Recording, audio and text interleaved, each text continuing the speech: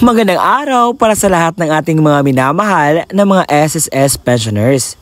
Ngayong araw po ay mayroon pong pinost na SSS advisory para po sa mga SSS pensioners sa buwan ng Marso. Ano kaya ito? Attention SSS pensioners. SSS pensioners, sa March 31 na, dapat niyo itong gagawin ang SSS advisory. Alamin ang buong detalye sa balitang ito. Kung hindi nyo pa ito nagawa, kinakailangan nyo itong gawin. Mga SSS pensioners, nakapag-akop na ba kayo? Ano bang ibig sabihin ng akop? Ang akop stands for Annual Confirmations of Pensioners Program. Kung ikaw ay isang pensioner or survivor ng namatay na miyembro na ipinanganak sa buwan ng Marso, may panahon ka pa para mag-comply sa inyong akop bago matapos ang buwan. Bakit ba kinakailangan magpaakop? Kinakailangan po magpaakop para po mapanatili ang tinatanggap na pensyon sa SSS. Noong nakaraang vlog natin, nakita at naalam natin na ang isa nating viewer ay hindi na siya nakatanggap ng kanyang pensyon sa SSS.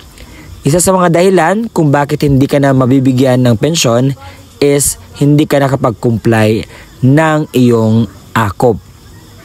Sino-sino nga ba ang dapat na mag-comply ng akop? Ating yung pag-uusapan. Makikita ninyo sa iyong screen ang sino ba ang dapat mag-comply at makikita din niyo sa gilid meron nakalagay Schedule of Compliance. May 5 check po na babasahin ko at inyo pong i-jot down or pagkuhanan po ng pansin ang nakalagay dito. Unang check po ay mag-comply dapat ang mga retirement pensioners residing abroad. Retirement pensioners residing in the Philippines, take note who are 80 years old and above. May nagtatanong sa akin, sir, 64, 65, or 70 ako, sir. Kinakailangan ko ba magpaakop? Nakalagay na po dito, 8 years old and above. But, it depends po kapag ninonotify kayo ni SSS na magpaakop kayo, then you should do it dahil for your benefits din yan ang sinasabi ng SSS.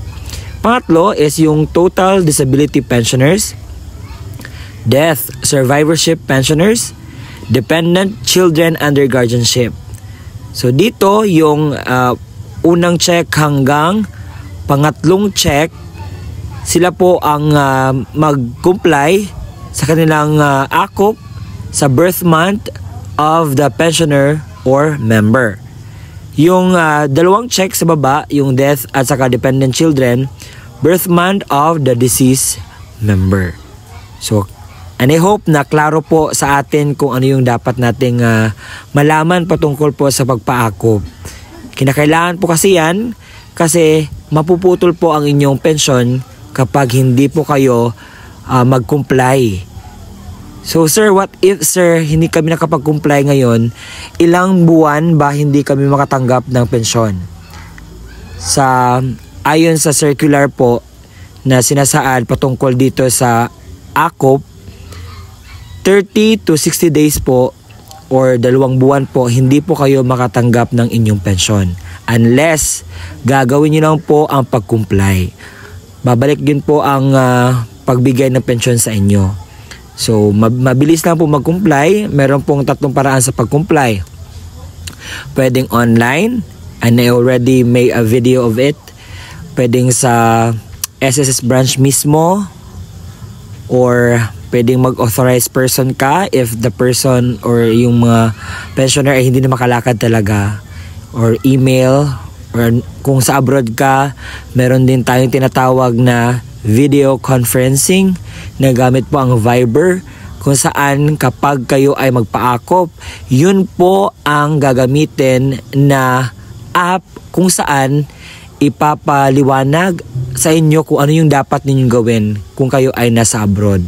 Kasi meron din akong commentor na nag-comment sa akin patungkol sa kanyang concern na, sir, nandito ako sa abroad ngayon and can you help me with that? So meron pong pamaraan.